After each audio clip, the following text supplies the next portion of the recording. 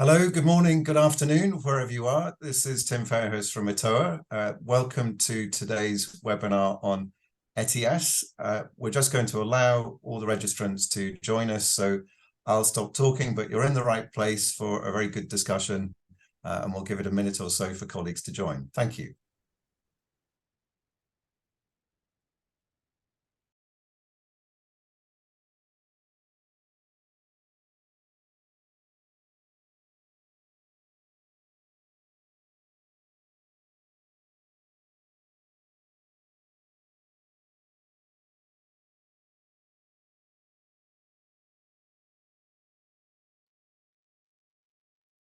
Good morning, good afternoon, everyone. This is Tim Fairhurst from ETOA. We're just giving colleagues a chance to join. I've got quite good numbers already, but we know a lot of people signed up, so we want to give as many people a chance as possible to join this ETIAS discussion, and we'll start in about 30 seconds or so. Thank you for joining us.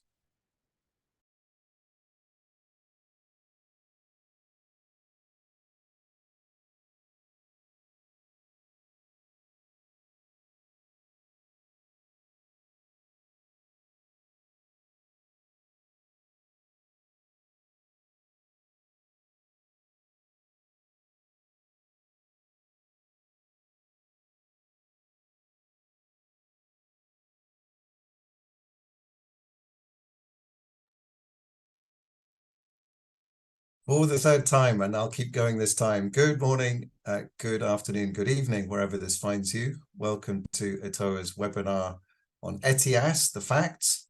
We're very pleased that myself and Simon from ETOA are joined by colleagues from EU Commission and the EU agency responsible for European Border and Coast Guard, Frontex. So Adrienne and Isabella will be speaking briefly. Simon, my colleague who maintains ETOA's resources online with regard to visas and borders, will essentially be representing those of you who are following us online. We've got some questions from you from your registration, so thank you for those, and our experts have been given those in advance. If you have any questions as we go along, may I draw your attention to the Q&A function towards the bottom of your screen, slightly to the left. If you use that, then Simon and myself will be monitoring those. So what we expect to happen is, after a few introductory words from me, Adrienne will speak on behalf of the European Commission, followed by Isabella. That'll take us probably about half an hour to get all that information across, give or take, and then we'll get into questions and discussion. So that is the plan. The reason why we're having this meeting this week is that last week the European Council met to discuss the timeline of implementation of the two big projects which are going to affect entry into Europe. EES, that's the entry-exit system, which is in brief a sort of biometric external border system. That's for everybody. And ETIAS is for citizens of non-visa requiring countries. And roughly speaking, the introductory dates for EES are autumn 2024 and spring 2025 for ETIAS. So that is the news from last week. There is not a specific date. We're working in seasons at the moment. It's going to be much easier than you might have believed if you'd read everything in the press over the last few years. There's been a lot of confusion and understandable anxiety as a result as to what these new systems will mean. A big part of today's webinar is to address those concerns, get rid of some of the myths. It's going to be simple, it's going to work, and hopefully today we're going to address a lot of the questions you may have. And for those of you in the United States, it's extremely like the ESTA that has been existing for many years for those of us who don't need visas to visit the United States. That system has been operating very well for a long time. So it's not unlike that in terms of its operation. But we're going to learn in detail how things are going to work. You don't need to take detailed notes because our speakers are kindly going to share their presentations, which we will circulate to everyone who has registered. So I think that's enough initial word from me. We will introduce ourselves, the rest of us, as we go along. Simon, you've got the questions and answers open, so we'll monitor things as we go along. I'll now pass the floor to Adrian. Floor is yours. Thank you, Tim, and good morning. Good afternoon, everybody. Okay, it's good morning for colleagues in the US. My name is Adrián Carbajo, and I work for the European Commission's Directorate General for Migration and Home Affairs, DG Home, as we call it, and more specifically, I work for the Digital Schengen Unit. If you allow me a second, I will share my screen for the presentation. Hopefully you can all see my screen. That looks good, Adrian. Go ahead. Brilliant. So as Tim said, I'm here today to share with you the state of play of the implementation of the new EU border management initiatives that will enter into operation in the coming months and that will fundamentally change the rules of travel to Europe. So these are the Entry-Exit System, or EES, and the European Travel Authorization and Information System, or ETIAS. I'll try to be brief so we can save as much time as possible to answer any questions you may have. Let's get started then. I'll begin with ETIAS. Just before I start, I'll just say that I think in order to understand how these systems work, it's probably most relevant to look at them from the point of view of the traveler. So just to stress what Tim said in the introduction, once these systems become operational, almost every single third country national will require some sort of travel authorization to travel to Europe. So nationals of those countries that currently need a visa to travel to Europe will still require one, whereas visa exempt travelers will now have to apply for an ETIAS travel authorization. So here I can just maybe already point out to one of the differences between ETIAS and the EES. ETIAS comes into play already from the moment the third country national decides to travel, unlike EES, which is mainly relevant at the moment of traveling and more in particular when crossing the external border. But we will get to that difference later. So what is ETIAS and what is its purpose? ETIAS is an automated IT system for the assessment of migration, security, and health risks associated with, as I said, visa-exempt visitors traveling to Europe. So just briefly how the system will work, it will determine the admissibility of these travelers and inform them about whether they are allowed to enter the territory of the countries requiring ETIAS, and therefore contributing to speeding up border checks upon arrival and also reducing the number of refusals of entry at the border. So indeed, it's not only, let's say, the use, it's not mainly just security purposes, but also it has important benefits for the travelers because they will know sufficiently in advance whether they may be refused entry at the border. Who should apply for an ETIAS travel authorization? As we've mentioned already, it's only nationals of visa-exempt countries traveling to Europe for a short stay. So for those who are not familiar with the concept of short stay, it's a maximum of 90 days within any 180-day period. This said, if there's a bilateral agreement in place between a third country and a country requiring ETIAS, citizens from that third country may be allowed to stay longer. But this happens, let's say, in a specific country and is not applicable to all the countries requiring ETIAS. There are a number of exceptions. Can I just interrupt a second? I don't know if it's my screen, but the definition of your slide has gone blurry. It's now better. It's suddenly sharpened up. I don't know if you did anything, but it now looks I didn't. Good to know. It now looks perfect. It may be a gremlin with the platform. Sorry to interrupt. Please carry on. No worries, no worries. I'll move my mouse from time to time to see if that helps. As I said, there are a number of exceptions which are listed in the on the official website. I won't get into all of that, but we can discuss them later during the Q&A session. But among others, I'll mention a few. It's nationals of Andorra, San Marino, Monaco, the Holy See, or Ireland, as well as holders of residence permits or residence card issued by any European country requiring ETIAS, since it's understood that these individuals are not in Europe for a short stay.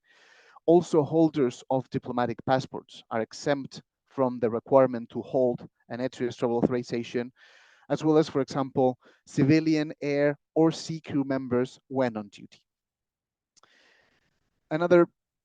A few things to maybe bear in mind here, and also just mainly to clarify the differences between visa and ETIAS. So as I said, these are two different processes, and travelers will only fall within the scope of one of them. So if you're a citizen from a country that requires a visa, so for example, looking at the Americas would be the likes of Bolivia, Cuba, or Ecuador, who require a visa, as I said, they won't need to apply for an ETIAS travel authorization. An ETIAS travel authorization is not a visa and does not reintroduce visa-like obligations. And there are some very obvious differences between ETIAS and visas. So there won't be a need to go to the consulate to make an application. It will all happen online. No biometric data will be collected. And in most cases, no additional documentation will be required beyond a valid travel document. And as Tim said in the introduction, this is not something radically new. Similar pre-travel authorization systems have been in place now for many years in other countries, and not just the US, but also in Australia and Canada, for example. Going back to this slide on the scope of the system, which are the countries requiring ETIAS, meaning the countries that will check that travelers hold a travel authorization? There are 30 countries. And this list is a bit of a mixed bag. It's not the 27 EU member states, and it's not the Schengen area. We can sum it up as the 27 Schengen countries, plus Bulgaria, Cyprus, and Romania, or if you prefer, all EU member states minus Ireland, plus all the Schengen states that are not EU members. So that's Iceland, Liechtenstein, Norway, and Switzerland. Maybe it's easier if we just look at this slide with the list of countries that will require visa-exempt travelers to have an ETIAS travel authorization. I like to have information presented in a visual manner, so I'll now share with you a map of the countries requiring ETIAS, the ones in blue, but also you'll find in green the countries and territories whose citizens will need to be in possession of an ETIAS travel authorization. In other words, the countries that are visa exempt. The full list of 59 countries and territories can be found on the official ETIAS website. I'm not going to list them all, but we can discuss specific countries or territories if you wish during the Q&A. Now, probably the key question regarding the planning: when will ETIAS enter into operation? As they mentioned, ETIAS is scheduled to start. Sorry, Adrian, the slide is blurry again. So that's it. Again? Okay. It's now fine. Perfect. Perfect. I'll keep moving my mouse. Apologies. So ETIAS is scheduled to start in spring 2025, a few months after the entry-exit system enters into operation. However, the requirement to hold an ETIAS travel authorization will not apply right away. During at least 6 months following the date of entry into operations of ETIAS, a transitional period will apply. So during this period, travelers will not be obliged to be in possession of a valid travel authorization. If travelers did not apply for an ETIAS, border authorities will nevertheless allow them to cross the external borders as long as they fulfill all remaining entry conditions, such as holding a valid travel document and so on. And even after the end of this transitional period, and for another period of at least 6 months, a grace period will apply. So during the grace period, if the traveler did not apply for an ETIAS travel authorization, and it is the first time that they're entering any of the European countries requiring ETIAS since the end of the transitional period, then border authorities will exceptionally allow them to cross the external border, again, as long as they fulfill all remaining entry conditions. In other words, if during this grace period travelers do not have a travel authorization and it is not the first time they cross the border since the end of the transitional period, they will be prevented from traveling or be refused entry at the border. I now want to provide you with a quick overview of the ETIAS application and authorization process, again from the applicant's perspective, including the content of the application form and the cost and validity of the travel authorization. So let's start with the application. Apologies. Visa-exempt travelers will have to fill out an online form that will only take a few minutes to complete.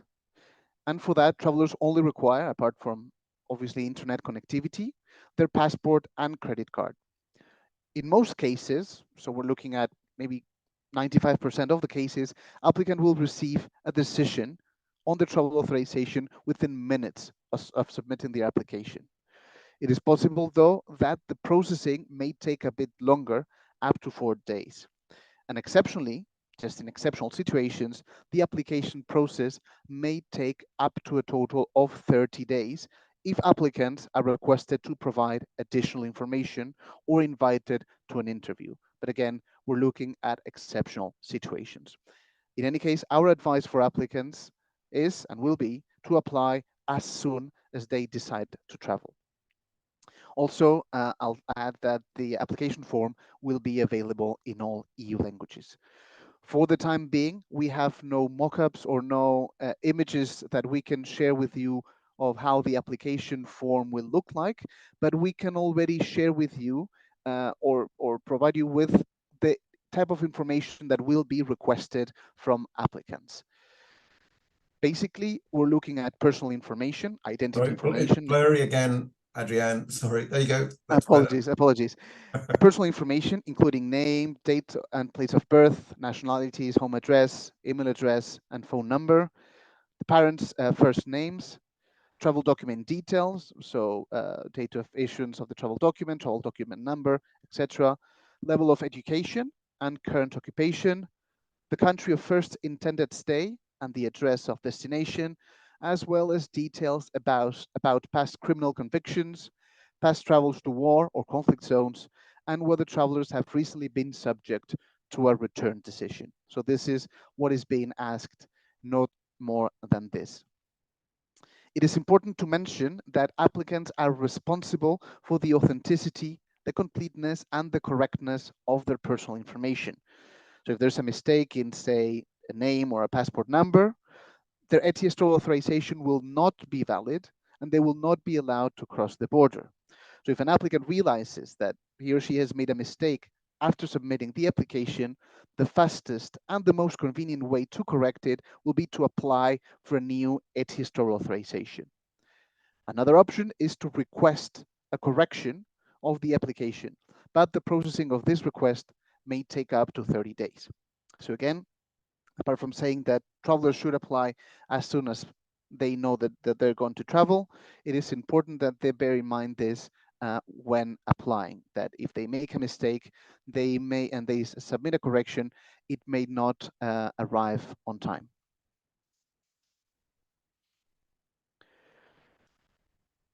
Before moving on, I'll just say, and I think this may be interesting for attendees today, it will be possible for a third person, another person, or a commercial intermediary to submit an application on behalf of the traveler. In this case, what is most important to mention probably is that both the traveler and the third party will need to sign a declaration of representation. And both the traveler and the third party should keep a copy of this signed declaration. I will also add that it is not possible to apply for several persons at the same time. Group applications are not allowed. Each application, therefore, must be submitted separately, and there should be a separate declaration of representation for each traveler. Now, moving to the cost and validity of the ETIAS travel authorization. So the cost of a travel authorization is €7. However, and this is a one-off fee, however, applicants who are under 18 or above 70 years of age at the time of application, they will be exempt from payment. The other exception is for family members of EU citizens or of nationals of Iceland, Liechtenstein, Norway, or Switzerland, so the non-EU Schengen member states. The ETIAS travel authorization has an expiration date. It is valid for 3 years or until the travel document used in the application expires, whichever comes first. This said, the ETIAS travel authorization during that period of validity allows for multiple entries, but it should be valid, it must be valid for the entire duration of the stay. And as I said, it's valid for multiple entries, but always bearing in mind the rule of the 90 days within a 180-day period. Also important in terms of validity, if the traveler gets a new travel document, they will also need to apply for a new ETIAS travel authorization. Because I guess this is one of the main things to mention about ETIAS. ETIAS is linked to the travel document. So once an application is submitted and once the applicant receives confirmation that that they've received a travel authorization, they do not have to print anything. They won't be a QR code that they need to carry with them. When they arrive at the border, or when carriers will check for their whether they hold or not a travel authorization, all the information will be verified through the travel document. So therefore, it is key that the travel document corresponds to the one that was input in the application for the ETIAS travel authorization. All in all, to sum up in terms of costs and validity, we believe it's good value for money. So it just for comparison purposes, the American ESTA costs $21 and is valid for 2 years, while the Australian ETA, electronic travel authorization, costs around €12 and is valid for 1 year only. So once received, if we look at the process for application until the ETIAS is verified, or the traveler arrives at the border rather, we've submitted the application, the fee has been paid, and now what happens is that the information submitted by applicants will be processed automatically. And to do so, the assessment will rely on information contained in a number of EU databases, as well as on analysis made by member states. After that, applicants will receive an email with the result of the processing of their application. As I mentioned earlier, in the vast majority of cases, this will happen in a few minutes. Maybe what I can add here is that if, for whatever reason, I mean, let's say positive answers, positive responses to applicants will go through the automated processing. However, if, for example, there are doubts regarding a certain application in terms of, based on the assessment conducted in the EU databases, the, let's say, the final decision will be not the result of an automated processing, but will always imply or always have a manual verification. There will always be manual verification involved in those cases, in case the response is a negative. What's happened if the application is refused? In those cases, applicants, as I mentioned, will receive an email notifying them of the result of the application, but also on the grounds for the refusal, as well as the contact details of the authority that took the decision. And here I would like to say something. There's a big difference here with, for example, what happens in the US in relation to ESTA. If a traveler is refused an ESTA, they can still apply for a visa. This is not the case with ETIAS, because as we explained at the beginning, ETIAS is only for visa exempt travelers. These people will never need a visa for a short stay. So what options do applicants have in case of a refusal? Two options mainly. First, they have the right to appeal this decision, and all the information on how to do so will be available online, but it can take time. But they can also apply for something called an ETIAS travel authorization with limited validity. So these are travel authorizations that are issued in exceptional cases. For example, if travel is required for humanitarian reasons or in order to fulfill important obligations, for example, attending the funeral of a relative. It is important to note, though, that these authorizations with limited validity do not allow the applicant to travel to all European countries requiring ETIAS, but only to those that are explicitly mentioned in that travel authorization with limited validity. And moreover, these travel authorizations are only valid for a maximum of 90 days from the date of first entry. So the general rules of the let's say standard travel authorization do not apply for these travel authorizations with limited validity. Following this diagram, we now get to the moment of traveling. So ETIAS will be checked by carriers prior to boarding. I will not get into details here. I will just say that the ETIAS travel authorization, carriers will be able to check whether travelers hold or not an ETIAS travel authorization through a dedicated system, career interface. I believe there's some careers in attendance today. I'm assuming they're probably familiar with this, but I'll be happy also to answer any questions on that regard. And then if the person holds the travel authorization, it will arrive at the border, where once again, the travel authorization will be checked through the passport, as I said, through the travel document. That's the important element. And then the entry-exit system will enter into action. But I'll get to that in a second once I conclude with ETIAS. The last thing I'll mention in relation to ETIAS is our outreach efforts. We have been actively engaging first with carriers since 2020. Adrian, the screen's blurry again. Sorry. That's fine. There you go.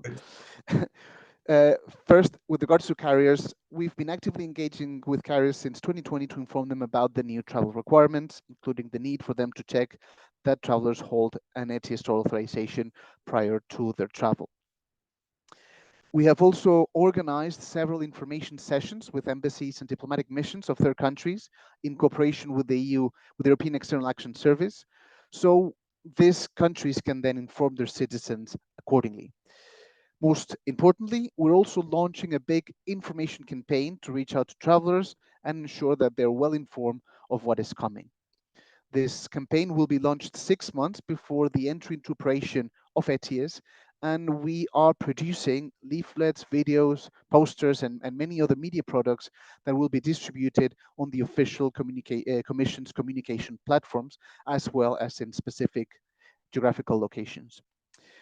To ensure the campaign messages are tailored to travelers' needs and concerns, together with our Frontex colleagues, we have set up an advisory group on ETIAS communication.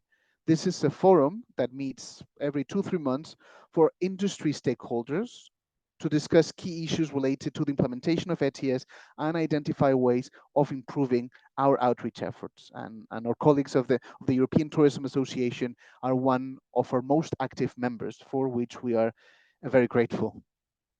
And lastly, I'll say that we've also launched an official website for ETIAS, which contains all the information I presented here today. Travelers will also be able to apply for their travel authorization directly from this website once ETIAS becomes operational. So please do share the link. It's over there with your colleagues and counterparts to ensure that it reaches the widest possible audience, particularly since the many instances of misinformation and disinformation we have experienced and on which Isabella will talk about in a second. So this is the official information, the official website, the one and only. This was all for ETIAS. And now, if you'll allow me, I will briefly highlight some aspects of the entry-exit system, which I believe may also be of interest for our attendees today, and also will be helpful to clarify the differences between the two border management initiatives. So what is the EES? What is the entry-exit system?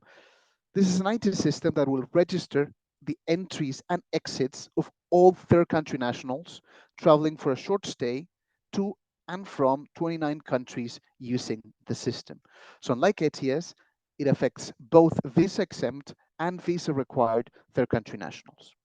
There will be some exemption from registration, such as, for example, holders of residence cards or residence permits, and the full list of exemption is available on the EES official website. So I won't get into that as of now. So the main change that EES brings is that passport stamps will be replaced with these electronic registrations of entries, exits, and also refusals of entry. The goal here is that on the one hand, this will greatly facilitate crossings for the vast majority. Blurry screen again. Excuse me. Apologies. Thank you. This will facilitate crossings for the vast majority of travelers, help to better identify overstayers, combat identity fraud, and in general, improve external border controls and management. what data exactly is being recorded in the entry-exit system? It will namely be alphanumeric data, so identity data and passport data, together with some biometric information, so namely the facial image and 4 fingerprints about the traveler. The EES will enter into operation before ETIAS in the second half of 2024. And prior to the go live, and in order to inform travelers about the collection of biometric data at the border, another information campaign will be launched. In this case, the communication campaign will be launched 3 months before the entry into operations of EES, whereas the ETIAS campaign will be launched 6 months before ETIAS starts. Additionally, in relation to the EES, communication materials such as posters, infographic, animated videos, etc., will be shared with stakeholders like carriers or travel agencies. Many of you, I guess, because we hope that you can also contribute to multiply and to further disseminate this message. So we really rely on you as well to contribute to communicate exactly what EES and ETIAS are and what they are not, and also to make sure that travelers have the most accurate information about what is coming. Apologies, this is basically what I was just describing now on the outreach efforts. This is all from my side. I hope this helped you gain a better understanding of both EES and ETIAS, of these 2 new border management initiatives. I will now give the floor back to Tim, and as said earlier, I'd be happy to answer any questions you may have later during the Q&A session. I'm also here with my colleague Vaya, who may also be able to answer some of the questions in case later she wants to introduce herself, or just saying that with 2 representatives from the commission here. So Tim, over to you, and thanks again. Adrian, thank you so much. And just to remind our audience that that presentation will be available as a enclosure when we send the post-event email around. So if the first slide or so was a bit blurry, you'll be able to see it nice and sharp in your email after the event. Thank you for those of you who've contributed some questions so far. Adrian, I think you can see the questions as me. So Simon will be comparing the question session after Isabella's presentation, but please do continue to ask questions. Just having a quick scan through, some of them definitely fall into the category of quick answers, which are hopefully pretty straightforward, and some need a bit more explanation. So Simon will organize those. Please keep them coming. But I'm now going to turn the floor over to Isabella, who will explain just what a muddle we've got into out here in the private sector and elsewhere over some of these things. And she's going to explain what measures have been taken to address the misinformation. Over to you, Isabella. Indeed, thank you very much. Yeah, there are a lot of different organizations involved in setting up of ETIAS. This is probably one of the biggest initiatives, biggest projects in the past years that the European Union is launching, is the launch of these 2 systems of the entry, exit, and ETIAS. And as you can imagine, there are a lot of different organizations involved in setting it up. So there's a European Commission, and here you just heard Adrian. Then there are 3 EU agencies, and of course authorities of the 30 European countries that will be requiring the ETIAS travel authorization to enter their territories. And Frontex, so the European Border and Coast Guard Agency, is one of the 3 European agencies. Our role is to host the ETIAS Central Unit where I work, and my name is Isabella Cooper, and I am in charge of communication and outreach for ETIAS, and I work very closely with our Commission colleagues on the campaign, on outreach activities and information. Can you see my screen properly and not blurry? All looks good, thank you, Isabella. Brilliant. Okay, so one of the activities that we conduct is we're looking at what the media and social media are saying about ETIAS, and we're acutely aware of a massive misinformation about ETIAS out there. So we produce these weekly media monitoring and analysis reports, spotting here, as you can see, you know, there is a section of who got it wrong, and every week we identify across the world a high number of just wrong information about ETIAS. So let's see what the main points of lack of understanding are. The typical one is that ETIAS is a new type of visa. There are fake and unofficial ETIAS websites, which I will talk about in a second. Many of the media claim that there is no official ETIAS website. The date of entry into operations is all over the place. Luckily now we have a set date. We're looking at spring of 2025. There is a lot of confusion as to number of countries that ETIAS applies to. Adrian clarified it. So, you know, some media talk about EU, some of them talk about Schengen, some of them talk about, you know, the entire Europe.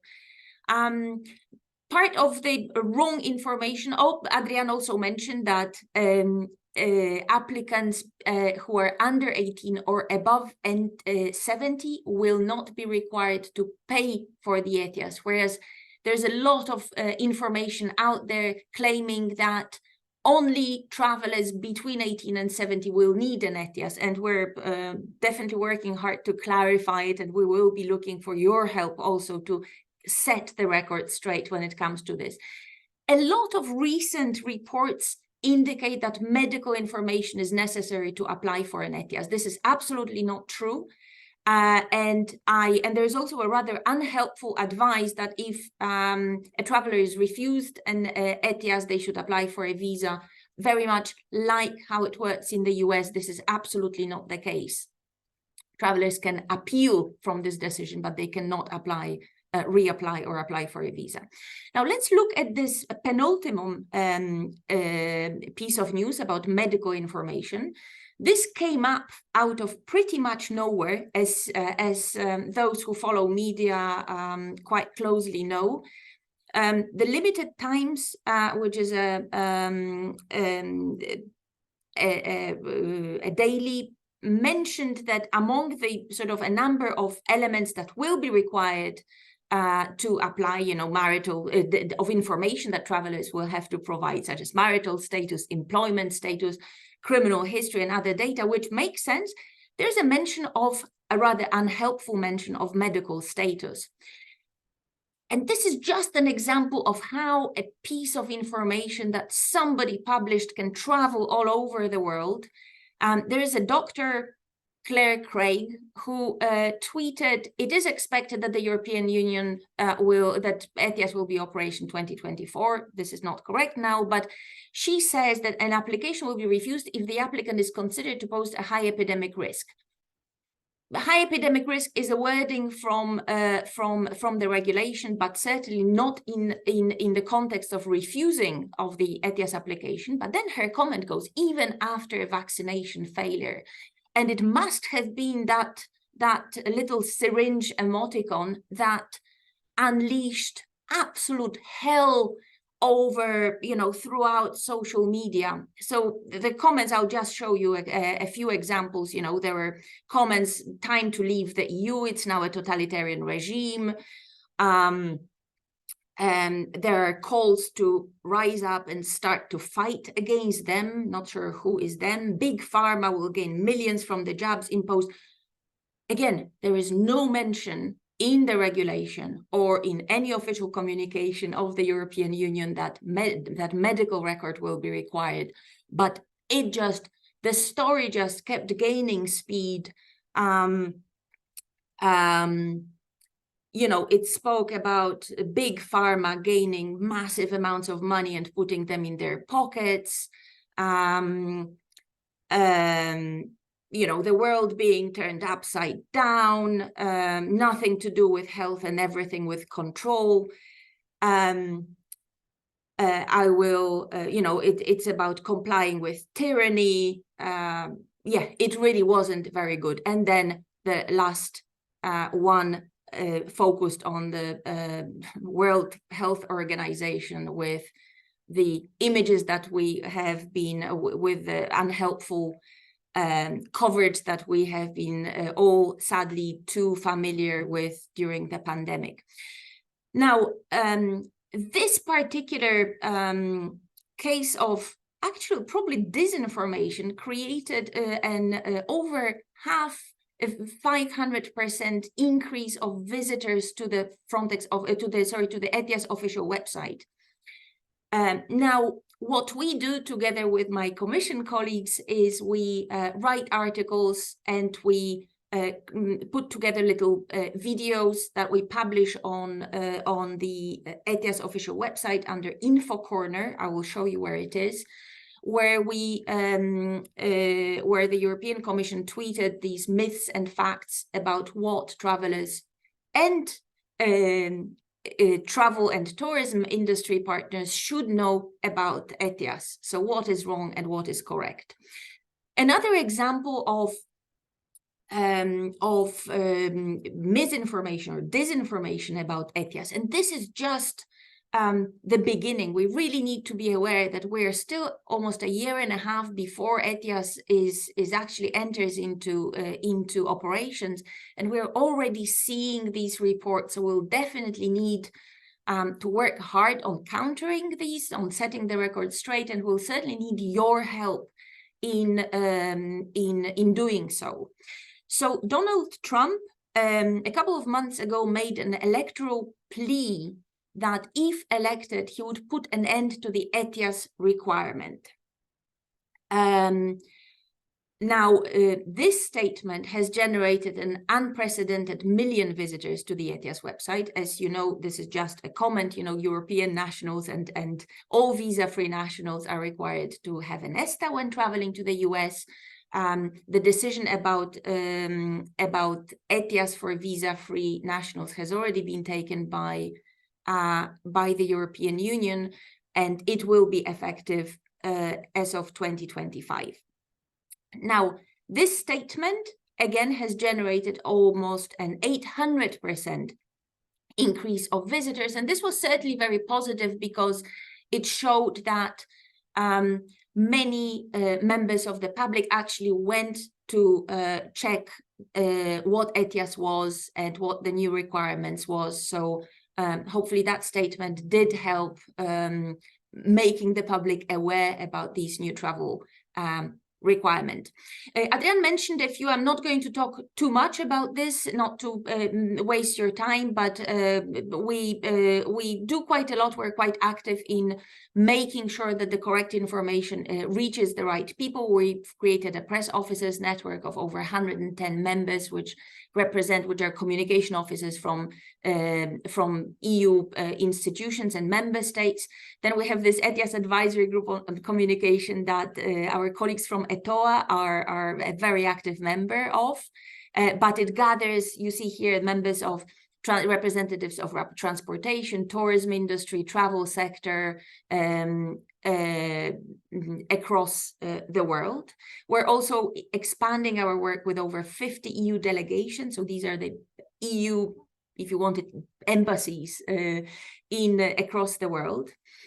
And we produce these monthly info pack, which we'll be happy to also share with you on what were the instances of misinformation and what are the correct facts. So we'll be happy to put you on the mailing list for that if you wish to receive these products.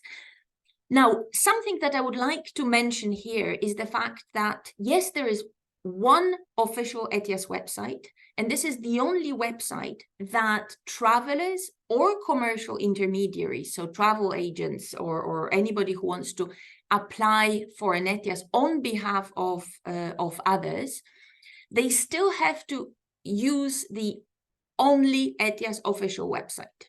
So there is no way around it. The applications for individuals have to be filed on the ETIAS official website. Now, what we have been witnessing in the past two to 3 years is this rapid emergence of unofficial or even fake ETIAS websites, which some of which contribute to misinformation and some of which may be abusive towards, may cause harm to travelers. Now let's look a little bit at who they are. So this is the emergence, this graph shows you the emergence of these unofficial or even fake ETIAS websites. So in March 2021, there was only one, and now we're aware of 58 such websites. Now, something that I would like to stress, and Adrian mentioned it in his presentation, is that commercial intermediaries are allowed to operate and to apply for ETIAS on behalf of others.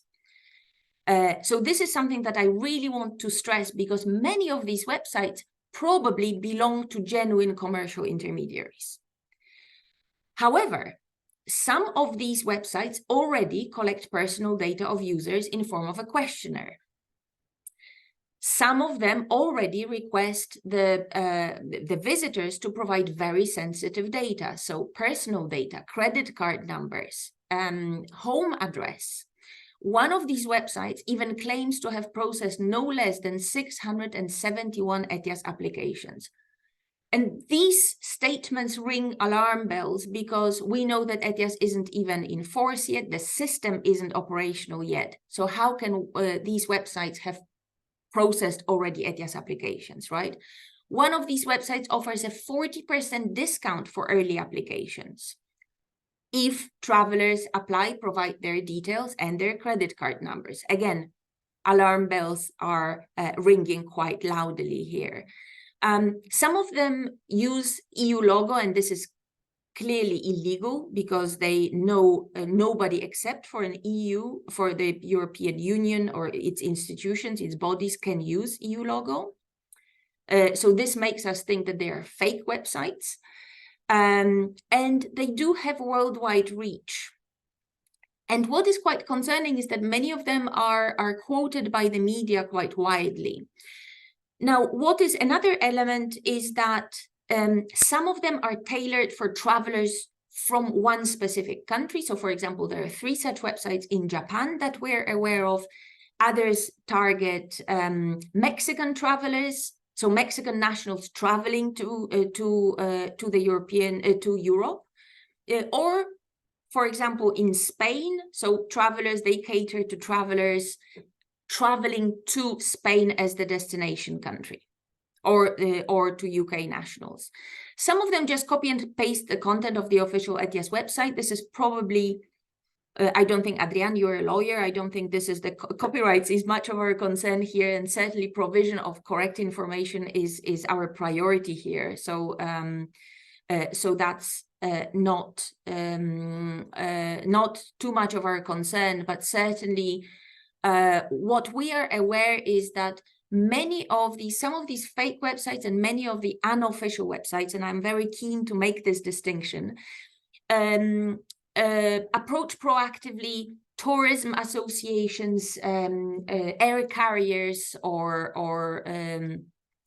big organizations from the tourism and travel sector. And recently, a good example of that is recently a major air carrier published an article about the new travel requirements to Europe and added the link to the unofficial ETIAS website. And so we got in touch with them, and they immediately corrected it, but it was too late, because the news with that link had already traveled all over the world, and it was just too late, simply. So I would like to make you aware of this, and possibly help ask you to make sure that in whatever communication you issue, just please make sure that you use the right link to the official ETIAS website, and just be aware of the problems that we're facing. Now, what are the possible types of abuse by the mal-intended websites, ETIAS websites? One is obviously identity theft, because there are very sensitive personal data that are requested: your name, your surname, your passport details, your home address, your email address, your profession, the criminal past, bank details, some of these websites ask. On the ETIAS official website, no bank details will be requested, but a card payment will be required. Some of them may charge, some of the commercial intermediaries may end up charging unreasonable amount of money. So it's very important that travelers are aware of the fact that ETIAS only costs €7. So any sum above this amount should be up to the individual travelers to assess whether it's reasonable or not for the service of intermediation. Yeah, so if your partners or travelers see that that they may pay €200, maybe they should be aware that the real one costs €7 and they can do it themselves. Many of them may just charge money without providing any travel authorization. And of course, this is what we're mainly concerned, what we are very much concerned about. And certainly they can definitely ruin the trip, because travelers who have paid, they are under the impression to have an ETIAS travel authorization in hand. They go to the airport with their families on a family holiday, and they will be refused boarding if they do not have an ETIAS. So we definitely need your help in warning against possible abuse and in promoting the link to the official ETIAS website. And possibly publish the link to the official website on your own websites. We will put it in chat, maybe the official one. There is a shortcut. There is a short version of that website, and we'll be very grateful if you do that. And this is the official ETIAS website, so europa.eu/ETIAS. This is the shortcut for the long URL that Adrian provided in his presentation. This is all from me, and I pass the floor now to you, Tim. Thank you very much, Isabella. We're now back in the room. Simon's been monitoring the questions, and just to sort of reassure and anticipate, so we will be showing the presentations. Before we close, Simon's going to share our page on the website, which does include a lot of these links. And there will be other events like this as information is shared further. So if you don't get your question in this time, don't worry, there'll be future opportunities. But I'm now going to turn the floor over to Simon, who's going to group the questions together. Some of them, they're all good. Some of them are going to be quite quickly answered. Others might be more complex. So Simon, the floor is yours. Adrienne and Isabella, your questioner awaits. Yeah, thank you, Tim. Thanks for the questions, everyone. So I'll just go through in stages regarding kind of the areas we're going to talk about. As Tim said, a lot of the questions have been answered on our website and on the official website as well. So just firstly to start with, we had a question about the UK. Will they introduce an equivalent system? It's called an ETA. Information is on our website on this. It will affect European nationals, apart from Irish, US, Canada, Australia. We expect that to kind of come into implementation around kind of autumn, winter next year. The rollout is going to begin with GCC countries next month and in February. So again, information is on our website. Regarding another question on Ireland, so yes, so Ireland is not introducing EES or ETIAS. However, if the traveller is going to Northern Ireland, the current state of play is the traveller would require an ETA, a UK ETA. So again, further information is on our website on that. So if I just ask kind of Adrian now the questions, particularly regarding EES and ETIAS, there's obviously a bit of confusion on that and the two different systems. So if we just maybe explain a bit more how they differ, as in one's in advance, one's at the border. And we've also had a cost about, will EES be free? Thank you, Simon. Of course, maybe it helps to look at what the process is currently at the external border nowadays. So normally, a traveler would be either visa required or visa exempt. Those visa requireds will need to obtain a visa in advance. Although it will be possible to apply at the border in certain cases, but that's not relevant for what we're discussing today. And those that are visa exempt, currently, they do not require any sort of authorization. What happens currently, though, is that the checks that will normally happen for ETIAS once will enter into operation will now currently happen at the border. So it's when the person arrives and it's in front of the border guard. It is the border guard checking and performing these assessments in real time, just checking different EU databases, for example, the Schengen Information System, national databases, and so on. And that assessment on the say eligibility of the person, of the traveler to cross the border, happens at that time. If the person is indeed eligible to cross the border, that travel document of that individual will be stamped. And that stamp, what it represents basically is a confirmation of the entry, of the date of entry of that individual into the territory of the member states. This is the situation as it currently happens. With ETIAS and EES in place, the difference is the following. Those travelers that are visa exempt will be pre-assessed, meaning the assessment that happens at the border will now happen when the application takes place. And this is why ETIAS also has a big facilitation element, because the assessment that currently takes place at the border crossing point will have already taken place when the application is submitted. And answering one of the questions that I was raised as well, as I mentioned earlier, there's no QR code, there's nothing to print for the traveler. The ETIAS is linked to the travel document. The traveler just needs to carry that document that they used for the application. And once they arrive, for the ETIAS, as explained, there will be a €7 application fee, regardless of whether the the travel authorization is issued or not. When that person arrives at the border guard will just verify that indeed that individual holds an ETIAS travel authorization, and if so, and that person fulfills all remaining entry conditions, they will be allowed in. And then instead of having manual stamping of passport, the border guard will create an electronic record of an entry in the EES, so in this border management IT system, together with specific biometric information from the traveler, as explained, the facial image, and for fingerprints of the right hand.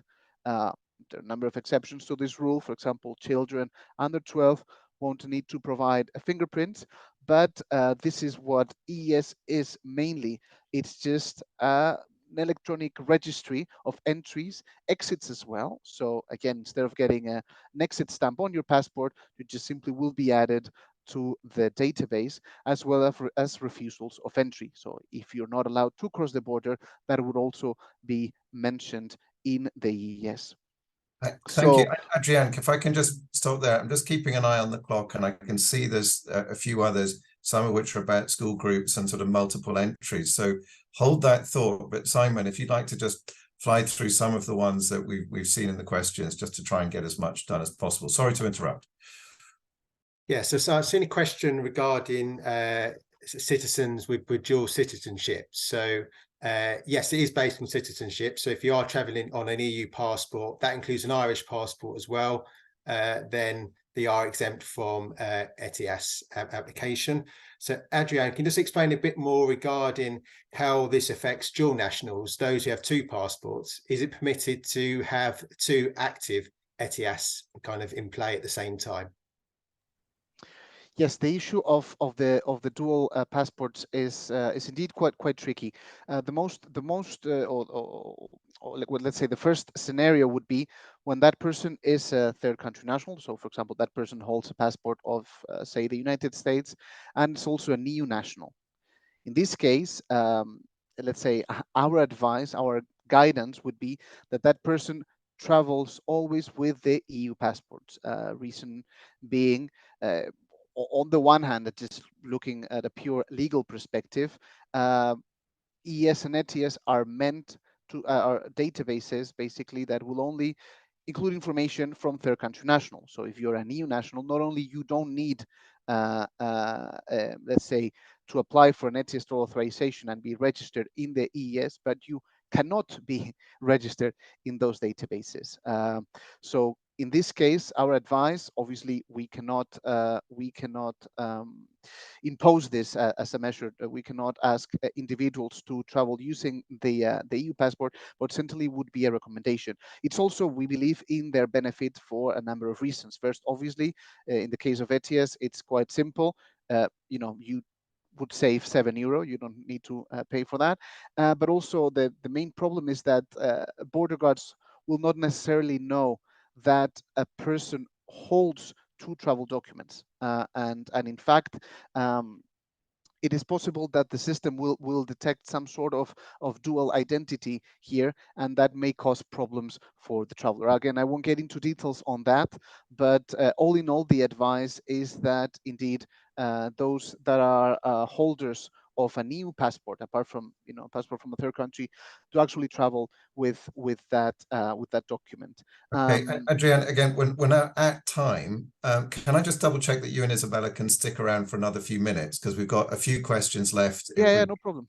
Since we can record all this, it doesn't matter if it goes a little bit over time. So let's just try and get in the questions we can to make this as productive as possible. So Simon, just looking at the ones we've received and those we received earlier, what would you like to clarify?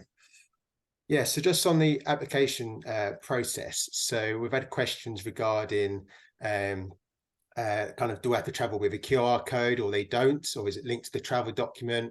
And also, what type of travel document is accepted? I mean, my understanding is it's only a passport, but if you can maybe explain a bit more about that, that'd be great.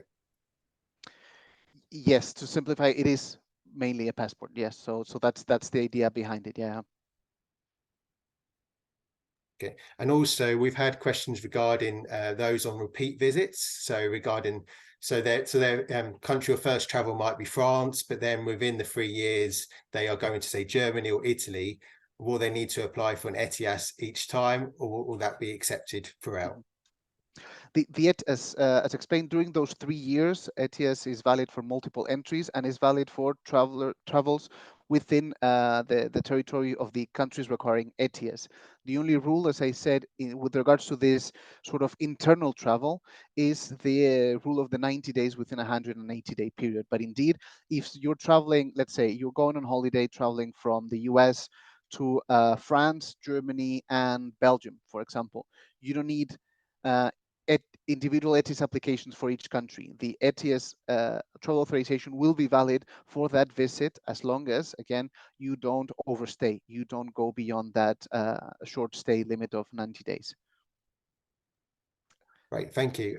Just talking about school groups specifically, we had a question regarding whether it's possible for school groups to kind of apply in advance on a similar basis as collective passports are allowed.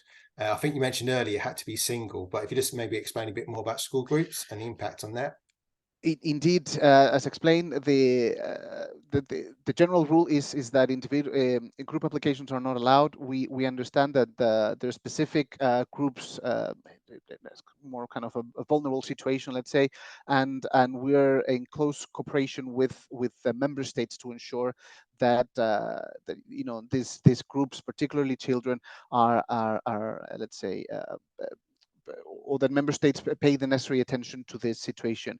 For the time being, there's an assessment ongoing on collective documents and groups of children. So unfortunately, I'm not in a position to provide an answer as of yet. But as soon as the assessment is completed, we'll be happy to inform you accordingly, so we can communicate as well to the rest of the attendees. But we're looking into that, which means that we have not forgotten this issue. Great, and just want to raise, we've had obviously queries regarding a mobile app and regarding whether anybody can submit, particularly on the EES side, whether they can submit biometric data in advance to speed up processing. If there's any information you kind of explain on that, that'd be great. Thank you. Yes, the mobile app is currently under development, so also unfortunately I cannot share any final details about how it would look like. The main idea behind it is once again to enhance facilitation and reduce waiting times at the border. With the mobile app, what it will help namely is with the pre-registration of biometric data. The idea is that the travelers will be able to provide certain information that will be required for the purpose of EES registration in advance. We're looking namely at the facial image. Unfortunately, the technology development does not allow us nor anybody really to collect fingerprints in a secure way. So for the time being, it will only apply for a facial image. And we're talking about pre-registration because indeed all the data that will be submitted through the app will have to be verified at the border. But in a way, we hope that the mobile app will indeed contribute to reducing waiting times at the border.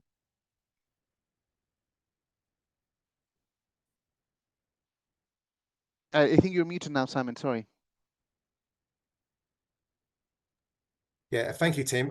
So I think we've consolidated most questions, so we can obviously follow up one-to-one afterwards, but I think we've covered most of the main areas there. I can see a few just tiny ones while you were talking. So Roger, you're asking, are we going to be scanning our fingertips at the border? I mean, EES is biometrics. So as Adrian just said, an app will enable a bit of a, you can get a head start by getting facial recognition stuff done, but fingerprinting will have to be done at borders or at centers near there. And we've done some work, for example, known bottlenecks like Dover, ETOA is on that, and we will be monitoring exactly what facilities both sides will have in place in order to minimize peak travel bottlenecks. I'm just having a quick scan to see if there are any other. Yeah, Tim, just got go a ahead, question on Island of Ireland travel. So yeah, yes, we are hoping to do a webinar, particularly just on the UK ETA. So as you were saying about landing into Dublin and then traveling on to Northern Ireland, we intend to cover that at a later date, and we will communicate through our newsletters as well. Okay, thanks, Simon. Just looking at a couple of other quick ones. ETIAS validity, it is 3 years from issue, providing your travel document is also valid for that long. That clarifies that question. And as Adrian said, if your travel document changes, you need a new ETIAS because ETIAS relates to the travel document. Just having a quick look through, I think we have covered all of it. All of which reminds me to say, I think there's a school group question. Sorry, Steve, very good one. I don't know if we've fully covered it, but you've both mentioned that collective applications are possible, but it's still one, third-party applications are possible, but it's one application at a time. So you can't just have one big list of people. So I think from an operator workflow perspective, and this is something that we'll be making sure we sort of disseminate and talk about, I think when people are looking at booking systems and what sort of data capture you're doing, you know, for at time of booking and pre-departure, in order to streamline the workflow, aligning the data requirements to complete an ETIAS application with your booking requirements will mean that you sort of minimize the risk of having to have another workflow to capture any information you need for ETIAS. So that in turn is going to mean that your clients are going to need passports perhaps earlier in order that the passport number can be put into the application if you as the operator are making the ETIAS application on behalf of your clients. So a little bit of fidgeting in the pre-departure process, but it should be reasonably straightforward. We've gone 7 minutes over. I think it's been worth it, but I'm aware that people have got busy diaries and don't want to take advantage. All that remains for me to do now is to thank our colleagues from the European agencies, Adrian and Isabella, for some fabulous content, which we will be sharing. I'm sure we'll be having an event like this again. Simon, as ever, thanks for keeping such a close eye on the detail and maintaining such a good resource on our website and for handling the questions. Thank you all for joining us. We'll see you next time. Thank you all. Bye-bye. Thank you very much. Have a good evening or morning for those who are on other continents. Bye.